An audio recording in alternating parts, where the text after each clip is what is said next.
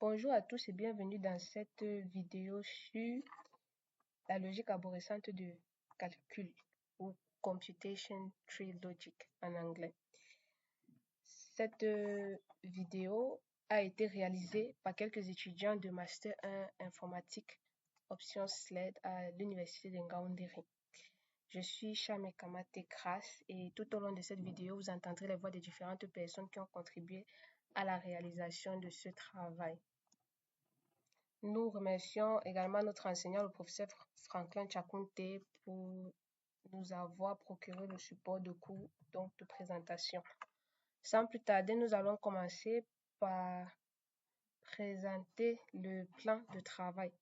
Notre travail se structure en 4 grandes étapes. Tout d'abord, la présentation de la structure de Kripke, qui est fondamentale dans la logique arborescente de calcul. Ensuite, la présentation du Computation Tree Logic à proprement parler. Et après, nous allons prendre un exemple d'application de ces deux concepts-là. Nous allons présenter l'exemple et la solution que nous avons à proposer. Alors, pour commencer, c'est quoi une structure de Kripke? Une structure de Kripke est un modèle de calcul proche d'un automate fini non déterministe et inventé par Saul Kripke. Elle est utilisée par exemple dans le modèle checking pour représenter le comportement d'un système. C'est un graphe orienté dont les nœuds représentent les états accessibles du système et dont les arcs représentent les transitions entre les états. Donc, une structure de Kripke M est typiquement définie comme un quadruple ordonné. M égale à S, I, R et L, où S représente l'ensemble des états finis dans les mondes possibles du système.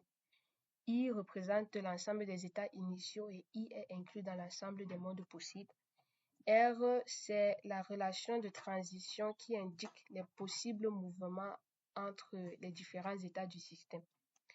L, c'est la fonction d'étiquetage ou d'interprétation qui, à chaque état du système, à chaque état S du système, associe un ensemble de propositions atomiques qui sont vraies pour cet état ou bien à cet état. Donc, une particularité pour les structures de Kripke, c'est que la condition associée à la relation de transition R spécifie que chaque état doit avoir un successeur dans R, donc dans l'ensemble des relations de transition. Ce qui implique que l'on peut toujours construire un chemin infini dans la structure de Kripke. Cette propriété est importante lorsqu'on traite des systèmes réactifs où chaque état encore doit avoir au moins un successeur pour garantir les états infinis, les chemins infinis. À présent, à quoi sert une structure de Kripke? Nous l'avons dit précédemment, les structures de Kripke sont utilisées pour le modèle checking. Les structures de Kripke sont utilisées pour modéliser le comportement d'un système. Ça peut être un logiciel, un protocole, etc. Pour vérifier automatiquement si le système satisfait un certain nombre de propriétés formelles et souvent exprimées en logique temporelle. Donc, on a le LTL, la logique temporelle linéaire, ou le CTL que nous allons étudier, le Computation Tree Logic. Elles sont également utilisées pour la sémantique de la logique modale. Donc, elles fournissent une interprétation formelle des mondes possibles et des opérateurs modaux comme nécessaire possible. La nature de la relation d'accessibilité R détermine quels axiomes logiques sont valides.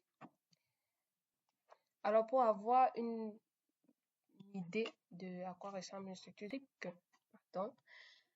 nous avons l'exemple conceptuel suivant. Donc, une modélisation d'un système de feux de signalisation. Un système de feux de signalisation peut être modélisé par une structure de Kripke avec les états vert, jaune et rouge. Alors, dans une modélisation du système de feu de signalisation, la voici, où les états que nous avons sont G, Y et R. G représentant l'état vert, Y c'est pour yellow jaune et R c'est pour red rouge. Donc les chemins orientés représentent les transitions entre les états. Comme vous pouvez le voir, on peut quitter de l'état vert vers l'état jaune, puis de l'état jaune vers l'état rouge. Inversement, on peut quitter de l'état rouge vers l'état vert, vers l'état jaune, puis de l'état jaune vers l'état vert. Et puisque c'est ainsi dans un système de feu de signalisation, on ne peut pas quitter de l'état vert directement pour l'état rouge. Cela peut être considéré comme une propriété du système. Ça, c'est un exemple de structure de crypte et nous allons passer à présent à la présentation de la logique arborescente de calcul ou computation tree logic en anglais. Bonjour, je suis l'étudiant Babgay Ouyak Venant en master informatique à l'université de Ngaoundéré. Je vais donc continuer avec le modèle CTL, Computer Tree Logic.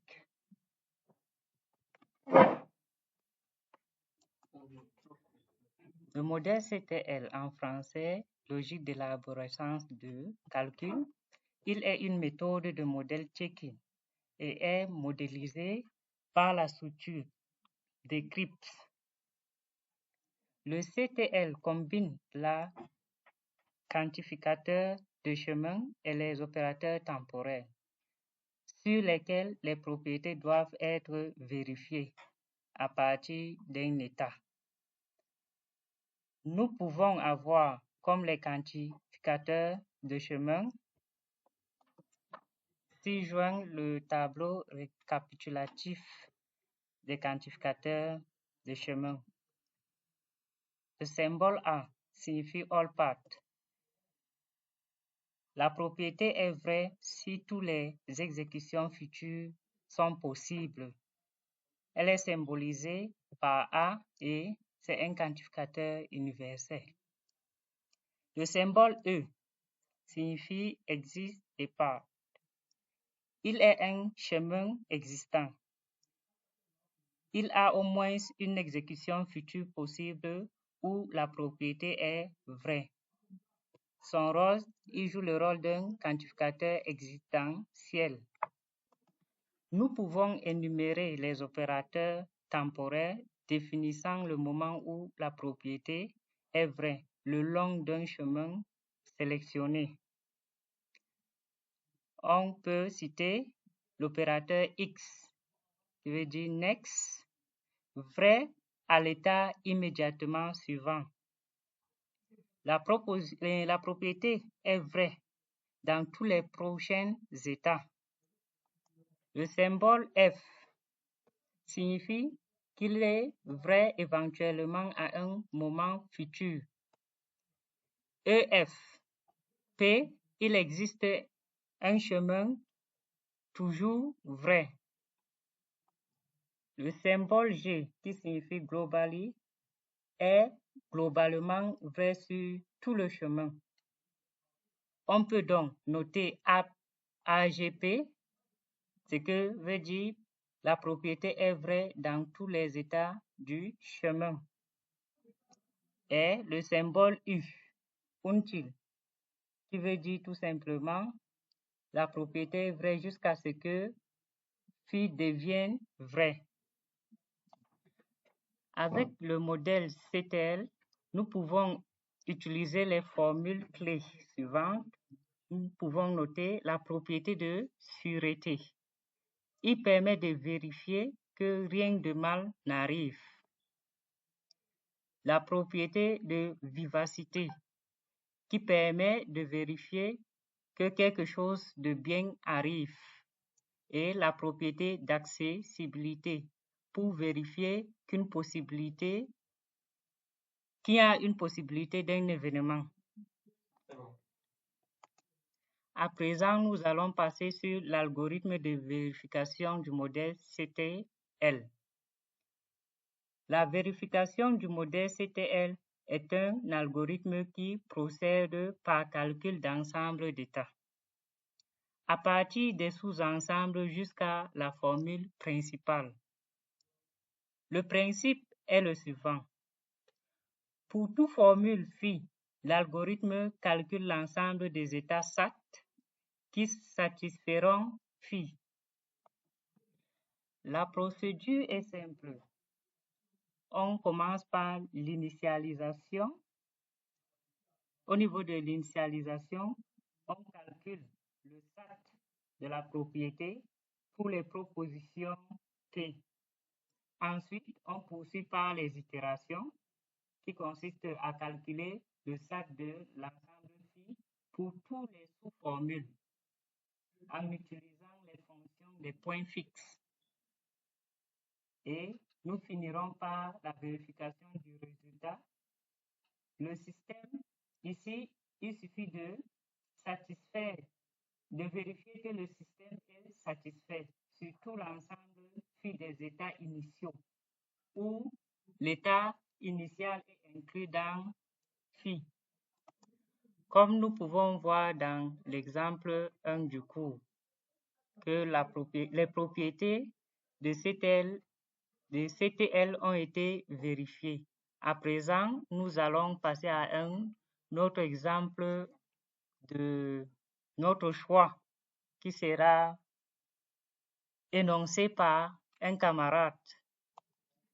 Bonjour, moi c'est Ndapa Kampete, étudiant en Master 1 à l'Université de Kaoundéré. Bon, nous allons ici présenter un exemple moderne d'application du modèle checking à travers l'étude d'un système de réservation de billets en ligne et la vérification de ses propriétés à l'aide de la logique temporaire computationnelle ou CTL.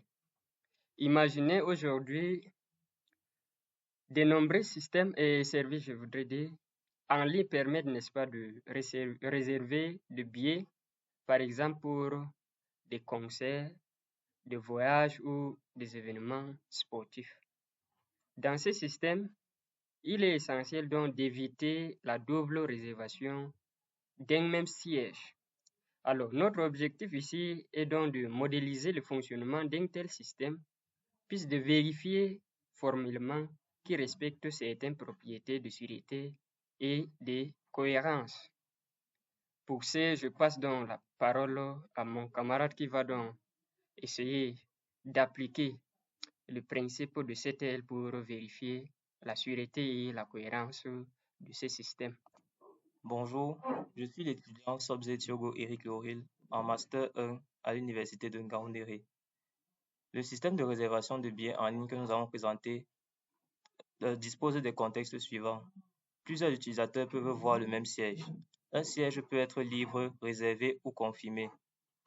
Le système doit éviter les doubles réservations. Les utilisateurs peuvent réserver, confirmer ou annuler leur réservation. Pour modéliser une telle situation, nous allons commencer d'abord par décrire la structure de crypte de notre système. Comme énoncé plus haut, la structure de crypte est définie par la formule suivante: M égale le quadruplet SIRL, où S est l'ensemble des états, dont pour notre exemple, S sera l'ensemble S0, S1, S2, S3, S4, S5. I étant l'état initial S0 et L la fonction d'étiquetage. Le tableau suivant présente les états ainsi que leurs propositions atomiques et les transitions. Nous voyons que depuis l'état S0, nous pouvons aller à l'état S1 ou à l'état S2. Depuis l'état S1, nous pouvons aller à l'état S4 ou l'état S3 en cas de conflit. De même, depuis l'état S2, nous pouvons aller à l'état S5 ou l'état S3 en cas de conflit. Et depuis l'état S3, on peut aller à S0 s'il y a annulation, ou encore à S2 et S1 respectivement si B et A abandonnent. Chaque état encode le statut du siège. Les transitions représentent les actions du système et un ensemble de propositions atomiques permettent de qualifier chaque état. Par exemple, free pour libre, reserved pour réservé, confirm pour confirmer. La structure de crypte de notre système est représentée dans la figure qui s'affiche. Nous voyons bien les transitions entre les différents états comme nous l'avons énuméré précédemment. Passons maintenant à l'énoncé des propriétés CTL à vérifier. Nous avons identifié ici 4 propriétés critiques que le système doit respecter. Première propriété, absence de double réservation. Cela signifie que si un siège est confirmé, alors dans tout état qui suit, il ne peut pas redevenir réservé. Deuxième propriété, toute réservation peut être confirmée, ce qui garantit qu'il existe au moins un chemin dans le système permettant de mener une réservation jusqu'à la confirmation. Troisième propriété, il existe toujours un chemin pour retrouver un siège libre, ce qui s'interprète par le fait que le système doit permettre sur au moins un chemin de revenir à l'état libre, par annulation par exemple. Quatrième propriété, le système ne se bloque jamais. En gros, depuis chaque état, il doit exister au moins un successeur. À présent, nous allons passer à la vérification de nos propriétés CTL. La première propriété, l'absence de double réservation, se vérifie de la manière suivante. Étant donné que les étiquettes reserve et confirm sont mutuellement exclusives, la propriété SAT, reserve et confirm est égale à l'ensemble vide. Donc, SAT non reserve et confirm est égal à l'ensemble de tous les états du modèle. Ainsi, comme la propriété est définie sous forme AG, elle est vraie si et seulement si tous les états satisfont la formule SAT AG non reserved et confirm égale à S. Donc, la propriété est vérifiée. Pour la deuxième propriété CTL, la vérification suit à peu près la même logique que la première. Nous devons calculer SAT de EF confirm pour vérifier cette propriété. De même, pour vérifier la troisième propriété, nous devons remonter les transitions pour trouver les états qui peuvent atteindre la règle free, soit libre. Ce qui nous donne SAT EF confirm égale à l'ensemble reserved ou free. Dans cet ensemble, nous voyons qu'il y a au moins l'état initial, c'est-à-dire que I est inclus dans SAT EF de free, ce qui conclut que la propriété est satisfaite. La quatrième propriété, le système ne se bloque jamais, soit AG AX true, est justifiée. Se justifie en vérifiant simplement que chaque état a un successeur. L'état free a pour successeur reserved et il n'est pas bloquant. L'état reserved a pour successeur soit free, soit confirm et il n'est pas bloquant. Et l'état confirm a pour successeur confirm. On boucle sur cet état-là et il n'est pas bloquant. Conclusion, le système ne contient pas d'état bloqué. Finalement, nous avons vérifié toutes les propriétés CTL de notre système. On peut donc conclure que notre modèle de réservation est cohérent sur et sans blocage, car la vérification des propriétés CTL a montré que le système maintient la cohérence, empêche les conflits, garantit la possibilité de conclure l'action et prévient toute situation de gel ou d'impasse. Ce sont précisément ces propriétés recherchées dans un système fiable de réservation en ligne. En conclusion, il était question pour nous de présenter la structure CTL ainsi que la structure crypte, afin de vérifier la sûreté, la cohérence et la vivacité d'un modèle. Nous avons présenté pour cela les différentes notions de la computation tree logic ainsi que la structure de crypte. Nous avons aussi utilisé un exemple pratique pour illustrer les propriétés énoncées dans le cours. Sur ce, merci de votre aimable attention. N'oubliez pas de liker et partager la vidéo.